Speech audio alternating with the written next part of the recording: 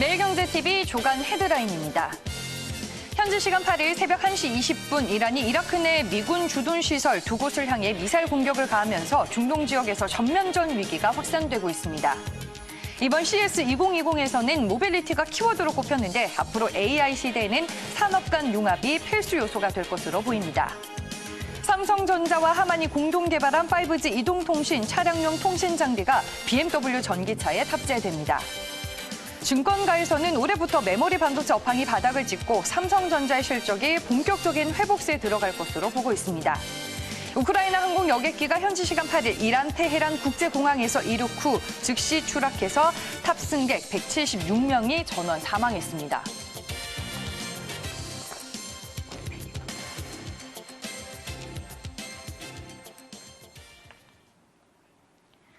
경제 기사를 통해서 투자에 대한 팁을 얻어보는 시간입니다. 매일경제 조간 브리핑, 오늘자 매일경제신문 기사 보면서 자세하게 짚어보겠습니다. 오늘 이 시간에는 이종근 시사평론가와 함께하겠습니다. 안녕하세요. 네, 안녕하십니까.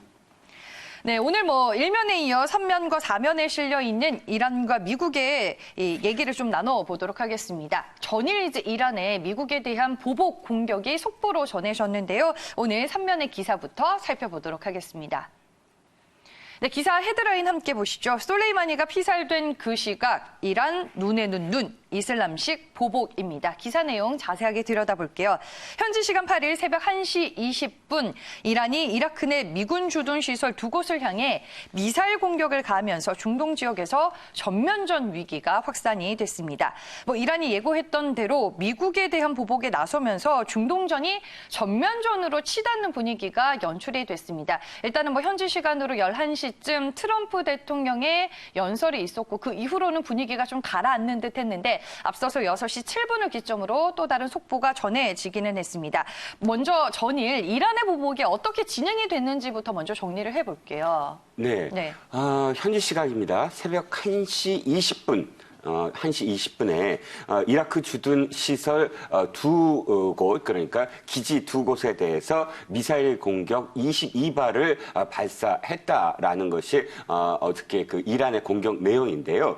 그 이란의 공격을 보고서 많은 언론들이 바로 그 눈에는 눈, 이에는 이 제목을 달아서 기사를 송고하기 시작했습니다. 이유는 이것이죠. 8일 어저께 그러니까 이란이 공격한 그 시각을 가만히 살펴보면 바로 5일 전 3일 미국이 솔레이마니를 제거할 때 새벽 1시 20분에 미사일 공격을 했거든요. 네. 그러니까 시간대가 똑같았다는 것. 그다음에 아까 이라크 주둔 시설 두 곳이라고 말씀을 드렸잖아요. 그런데 솔레이마니 제거 때 이라크 공항 인근의 차량 2대에 대해서 미사일 공격, 드론으로 공격을 했다는 것입니다. 즉 두 가지가 똑같죠. 시각이 똑같고 그다음에 두 곳, 2대.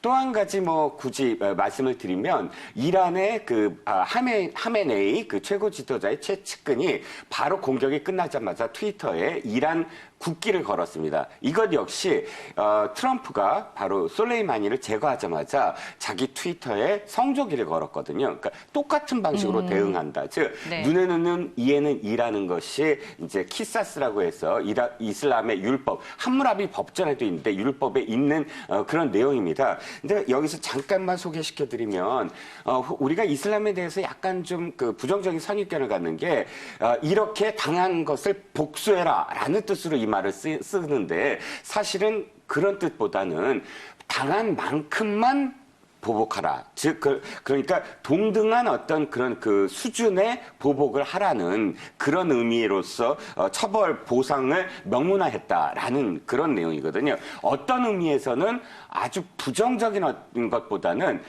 긍정적으로 바라봤을 때 관리를 하고 있다, 이란이. 즉, 비례성으로 보복하겠다라는 뜻은 당한 만큼만 갚아주겠다라는 뜻이므로 이란이 그 이상으로 어떻게 전면전화하는 것은 아니지 않느냐 이렇게 해석할 수 있는 여지가 있다는 것입니다. 그렇기 때문에 상황을 좀 더 지켜봐야 되는데 오늘 또 다시 이란이 그 공격을 했습니다.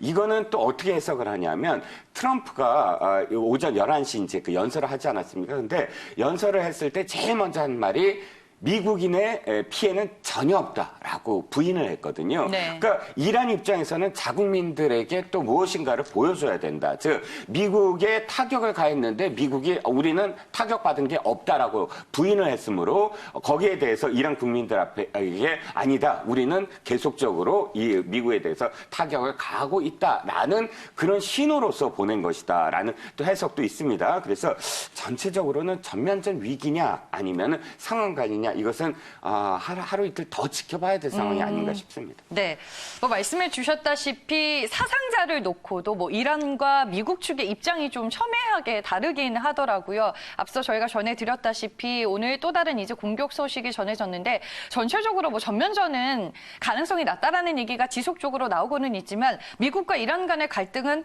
뭐 이런 상태로 계속 이어질까요, 그러면? 이제 네. 그 게임 이론이 있습니다. 게임 이론에 TFT라고 해서 네. Tit for Tat. 그러니까 한쪽에서 하나를 주면 한쪽에서 그만큼 하나를 갚고 이렇게 T for Tat으로 가면 사실 끝이 없습니다.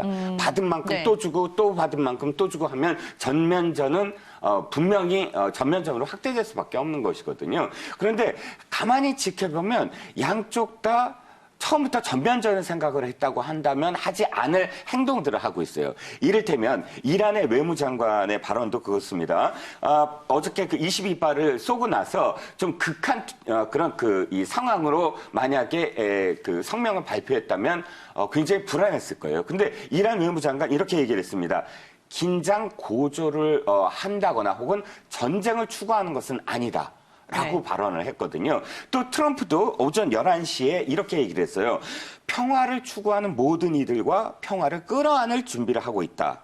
또 한 가지 이란과 새로운 핵 합의를 추진할 수 있을 것이다. 이런 발언들은 양쪽 다 어쨌든 상황을 관리하고 있다라는 메시지로 보여주거든요. 네. 지금까지 중동의 어떤 그 사태 악화를 지켜봤을 때 사실은 양쪽의 어떤 뭐 지도자라든지 혹은 수뇌부가 이런 식으로 상황 관리하지 않아요. 바로바로 어쨌든 폭격을 한다거나 대응을 한다거나 하면서 어느 정도 포탄 연기가 좀 사라졌을 때부터 이제 협상에 대한 어떤 물꼬를 트기 시작하거든요. 그런데 지금은 어쨌든 그 첫 번째 보복에 있어서 양쪽 이 지도부들이 평화의 어떤 여지를 남기는 그런 발언들을 이어가고 있다. 이것은 상당히 양쪽이 지금 조금 전면적으로 바로 확대되는 것은 경계하고 있다라는 것은 분명하다라고 지금 판단을 하고 있고요.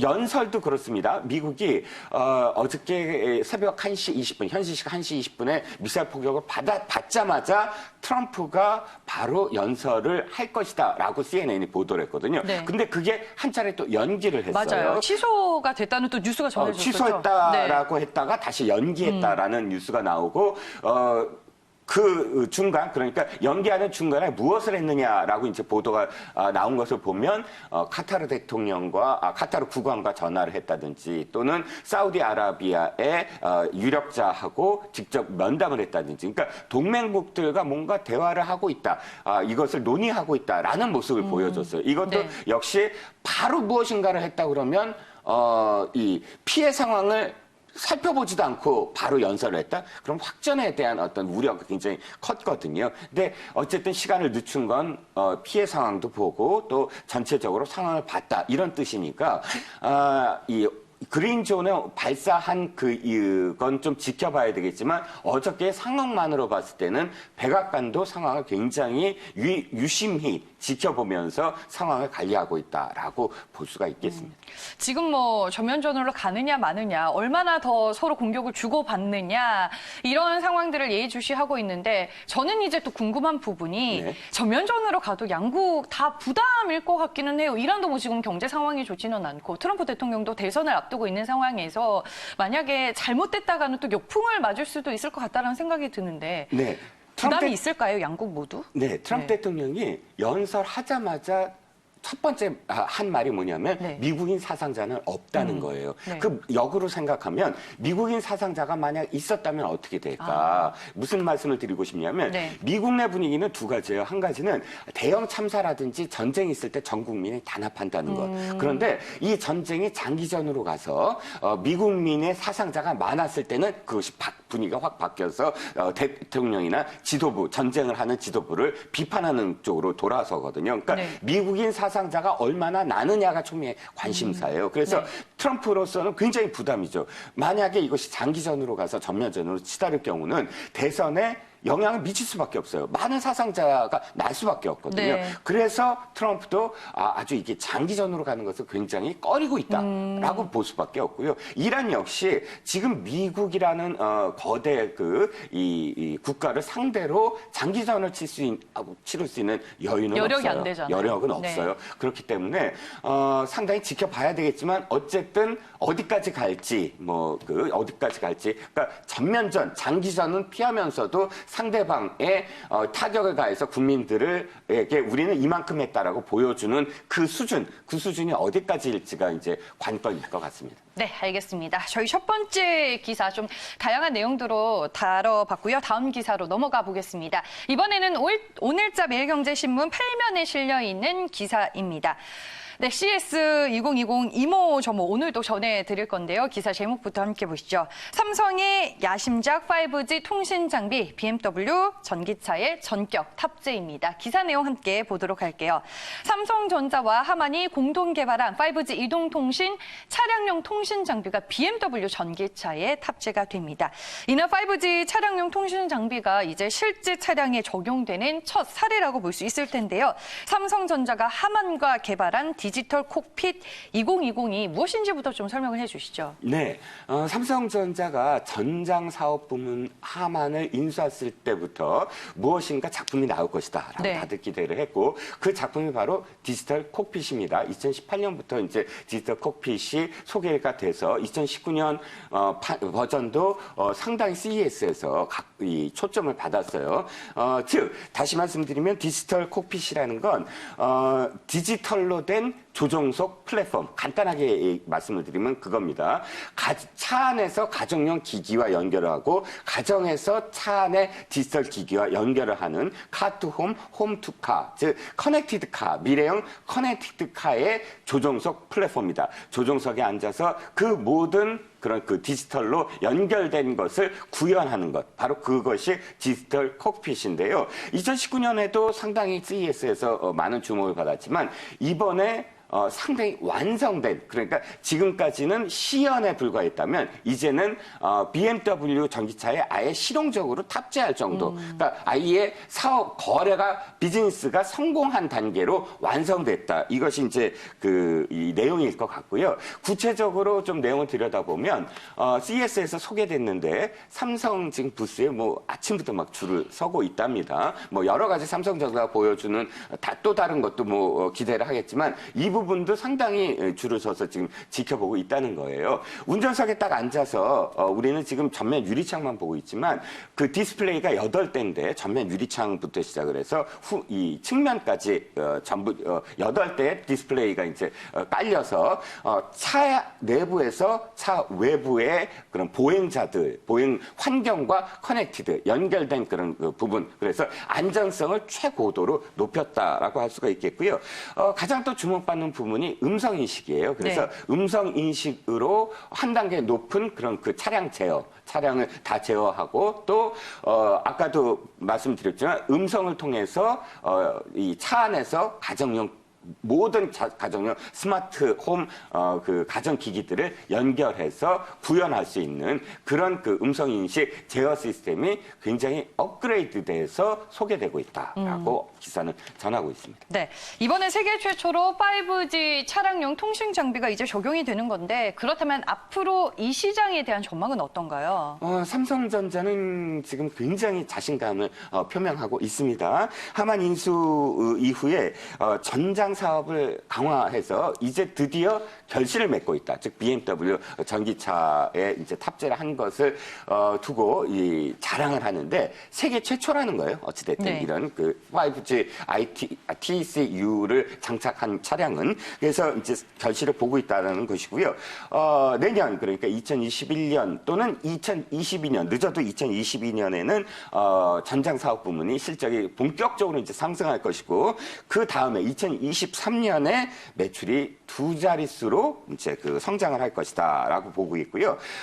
이미 이제 그 BMW와 이제 수주를 했지만 2차, 3차 수주가 이어지고 있어서 전장 부문에서는 하만이 세계 1등이 될 것이다라고 이제 공언을 하고 있습니다. 네, 알겠습니다. 5G 차량용 통신 장비 오늘도 CS2020과 관련된 기사로 저희가 만나봤습니다. 다음 기사는 국제면으로 가보겠습니다. 오늘자 매일경제신문 12면입니다. 기사 내용 보시면요. 미국 보잉 737 또 참사, 테헤란에서 이륙 직후 추락해 176명 사망입니다. 기사 내용 함께 보시죠. 네, 우크라이나 항공 여객기가 현지 시간 8일 이란 테헤란 국제공항에서 이륙 후 즉시 추락해 탑승객 176명이 전원 사망했다라는 안타까운 소식이 전해졌습니다. 하필 이제 사고 지역이 이 미국과 군사 충돌이 빚어지고 있는 테헤란이고요. 뭐 추락 원인이 정확히 밝혀지지는 않았지만 기체 결함으로 일단은 추정이 되고 있는 상황입니다. 자세한 사고 내용부터 정리를 좀 해주시죠. 네, 보잉 737 기종입니다. 우크라이나 항공이고요. 탑승객 대부분은 이란인으로 밝혀졌습니다. 이 여객기가 오전 6시 12분 이륙을 해서 오전 6시 18분에 연락이 두절되고 오전 6시 22분에 추락을 했습니다. 동영상을 보면 이미 상공에서부터 불에 탄 채로 추락을 했기 때문에 상공에서 무엇인가 기체 결함으로 폭발 같은 그런 사고가 발생하지 않았나 이제 추정을 하고요. 추락한 곳은 농지입니다. 그렇기 때문에 176명 전원이 이제 사망하는 그런 참사가 빚어졌습니다. 문제는 이제 그 737 기종입니다. 지금 737 기종이 상당히 문제가 많다라고 이제 보도가 되고 있는데 작년 에티오피아에서 157명과 2018년에 인도네시아에서 189명이 사망을 한 사건도 이 737 기종입니다. 근데 좀 들여다보면 맥스 기종이에요. 네. 그렇기 때문에 이번에는 737-800 기종이에요. 어저께 그 사고가 난 것은 사실 이 사고가 알려지자마자 하필이면 이란 테헤란 공항이었기 때문에 혹시나 이런 이 미국과 이란의 어떤 군사 충돌로 인해서 그런 게 아닌가라고 이 생각도 했습니다. 속보 때문에. 그런데 네. 기체 결함으로 사실은 밝혀졌고요. 이 737-800 기종도 사실 돌아보면 2010년 인도에서 158명이 사망을 하고 2016년에 러시아에서 62명이나 사망을 했습니다. 이 지금 소개시켜드린 2010년 이후에 이 사고들은 전원 사망하는 그런 참사예요, 전부 다. 네. 그래서 지난 10년간에 사실 돌아보면 보잉사가 이 사고를 낸 보잉사 기종이 사고를 낸 24건 중에서 이 737 기종이 12건이나 차지하고 있다는 거예요. 그리고 에어버스사까지 포함을 해서 10년간 38건 중 31%나 보잉 737기가 차지하고 있기 때문에 이 보잉 737 특히나 저가 항공사에서 많이 지금 아직도 운항을 하고 있습니다. 맞아요. 그래서 네. 이 기종에 대해서 보잉이 어떻게 또 대응을 해야 할 것인지가 이제 좀 주목되는 어떤 상황이지요. 네, 뭐 기체 결함으로 뭐 아직까지는 추정이 되고 있다라고 말씀해 주셨는데 지금 뭐 미국과 이란의 분쟁이 진행되고 있는 상황에서 또 사고가 났거든요. 뭐 의미하는 바가 좀 클까요? 네, 그렇습니다. 일단 이런 기체 사고가 나면 비행기 사고가 나면 사고가 난 바로 그 국가가 주체가 돼서 이 원인 조사를 하지만 네. 사고 기종의 직원이 함께 그것을 조사하게 돼 있어요. 국제법상. 그렇기 때문에 보잉사는 미국이잖아요. 그러면 보잉사의 그런 조사 직원들을 입국을 허가시켜 줄 것이냐. 지금 거의 준전시 제재 상황이기 네. 때문에 입국을 허가시켜줘야 사실은 국제적으로 이 조사가 완성이 되고 이 조사 결과를 또 공유할 수가 있거든요. IAEA의 또 조사도 잇따를 것이지만 그렇기 때문에 이것이 갖는 의미 즉 미국과 이란의 군사 충돌 상황에서 보잉사 직원을 입국시켜 준다면 어쨌든 이란으로서는 엑시트, 그러니까 출구를 지금 어쨌든 열어주는 상황 아니겠느냐라는 측면이 있고, 또 만약 그것마저도 입국을 불허한다면 이란이 지금 미국과 굉장히 오랫동안 이 국면을 이끌고 갈 결의가 있구나라고 해석할 여지가 있고, 그러니까 네. 이것 자체가 미국과 이란의 어떤 그런 지금 전면전이나 혹은 이 국지 분쟁의 어떤 실마리 또는 좀 전초전이라고, 그러니까 어떤 뭐랄까요, 바로미터가 될 수도 있다라는 그런 그 추측도 나오고 있는 게 바로 그 이유입니다. 네, 알겠습니다. 정확한 이제 기종은 조금 차이가 있지만 최근에 몇 년간 말씀해 주셨다시피 잇따라 보잉이 이 기종에 있어서 참사를 빚은 바가 있기 때문에 뭐 보잉사 입장에서는 좀 부담이 될 수 있는 부분입니다. 뉴욕 증시안에서 보잉의 주가도 또 이 뉴스와 함께 1.75% 오늘 새벽에 하락을 해서 마감이 됐습니다. 이제 마지막 기사 보도록 하겠습니다. 국내 뉴스입니다. 삼성전자의 지난해 4분기 실적 결과에 대해서 짚어보도록 하겠습니다. 기사 제목 보시죠. 바닥 찍은 삼성전자 반도체 실적 반등 1분기로 당겨질 수도입니다. 기사 내용 보도록 할게요. 전일 이제 삼성전자가 발표한 지난해 4분기 잠정 실적에 대해 이 증권가 반도체 애널리스트들은 대부분 긍정적인 평가를 내놨습니다. 삼성전자의 지난해 4분기 실적 매출액은 59조 원대 그리고 영업이익은 7조 1천억 원대로 확인이 됐습니다. 매출액은 뭐 시장 컨센서스에 살짝 못 미쳤지만 영업이익이 시장 평균치를 이 상회하는 실적이 확인이 됐습니다. 먼저 전일 발표가 된 삼성전자의 4분기 잠정 실적에 대한 평가는 어떤가요? 네, 시장 반응이 굉장히 좋았습니다. 네. 특히 이제 외국인들이 어저께 사들인 총 2,709억 원을 사들였는데 삼성전자만 무려 2,428억 원을 순매수했어요. 그러니까 거의 외국인들은 어저께 삼성전자 주식만 샀다. 네. 이렇게 표현해도 과언이 아닐 것 같습니다. 그래서 삼성전자 주가가 어저께 종가로 1.79%가 상승한 그런 결과가 나타났습니다. 말씀하셨듯이 매출액 부문에서는 61조를 예상을 했으나 59조를 밖에 안 됐다. 좀 못 미쳤다. 약간 못 미쳤다라고 할 수 있는데 영업이익에서 기대 이상으로, 사실 기대가 그렇게 크진 않았는데 기대를 훌쩍 뛰어넘는 네. 그 실적을 보였기 때문에 지금 이 FN 가이드 등 많은 또 그 분석 업체들이 이 컨센서스를 상향 조정하고 있다라는 것이 이 기사의 또 핵심입니다. 네. 알겠습니다. 그렇다면 전일 이와 같은 실적 결과에 힘입어서 삼성전자 주가는 어떻게 끝이 났는지 한번 살펴보겠습니다. 말씀해 주셨다시피 전일 삼성전자 외국인들의 수급이 빛이 났습니다. 외국인들이 472만 주, 외국계 증권사가 500만 주 가량을 사들였고요. 여기에 기관의 매수세까지 더해졌습니다. 주가가 이제 장중에는 57,400원까지 올라가면서 신고가를 터치하는 흐름이 나왔고요. 전일 1.79% 올라 56,800원에 종가가 형성이 됐습니다. 지난해 4분기 실적이 그래도 좀 생각보다는 더 잘 나와줬는데 그로 인해서 올해에 대한 기대감이 또 한층 더 커질 것 같아요. 올해 반도체 업황의 회복, 그렇다면 본격화된다라고 봐도 괜찮을까요? 네, 올해 반도체 업황이 이제 호전될 것이다라는 분석은 이미 많이 나오고 있죠. 네. 그런데 어저께 그 4분기 실적의 시장 반응을 왜 기사화했냐 하면 이것이 훨씬 더 당겨질 것이라는 기대감이 굉장히 지금 부풀어 오른 거예요. 당장 그러니까 1분기부터 이 호전될 것이다라는 분석도 있었으나 그게 주류는 아니었거든요. 전체적으로는 좀 상반기 정도로 이렇게 보는 분위기가 좀 강했는데 어저께 이 4분기 실적 결과를 보고 또 시장이 반응한 것을 보면서 전문가들의 분석은 이제 훨씬 더 당겨져서 1분기에는 거의 확실시되고 있다라고 지금 표현하고 있고요.